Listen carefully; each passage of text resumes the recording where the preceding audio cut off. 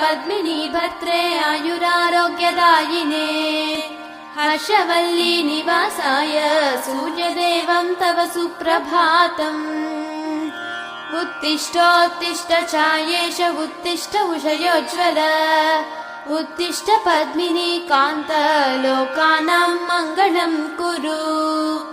मातः समस्त जगतां मधुकैटभारेः सव्येतराक्षी परितोषिणि पद्मनीड्ये नाथानुबद्ध भुवनावनबद्ध दीक्षे प्रत्यक्ष दैवतरमे तव सुप्रभातम् छाये किलाश्रित वरप्रद कल्पकल्पे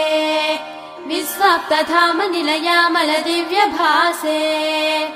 आयाहि शीघ्रमघनासिनि संश्रितानां श्रीसूर्यदैवतरमे तव सुप्रभातम्।